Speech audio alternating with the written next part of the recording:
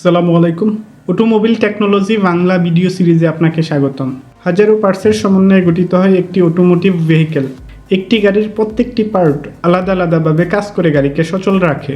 কোন পার্ট কী কাজ করে, ড্যামেজ হলে কী ধরনের সিমটম দেখা দেয় এবং এর ফলে কী কী রিস্ক থাকতে পারে, এরূপ বিষয়গুলি নিয়ে আলোচনা করা হয়ে থাকে এই ভিডিও সিরিজে।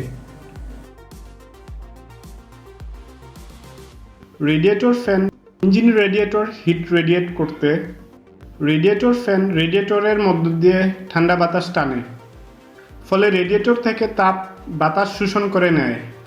রেডিয়েটর ফ্যান খারাপ হয়ে না ঘুরলে ইঞ্জিন ওভারহিট হয়ে যাবে।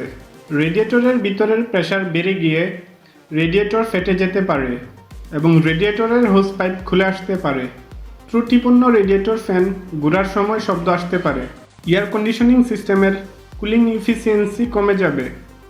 আধুনিক গাড়িসমূহের রেডিয়েটর ফ্যান খারাপ হয়ে কুলেন্ট টেম্পারেচার বেড়ে গেলে ইঞ্জিন ওভারহিট দেখিয়ে অফ হয়ে যাবে।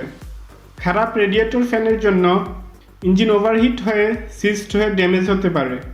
রেডিয়েটর ফ্যান খারাপ হলে তা পরিবর্তন করে নিতে হবে।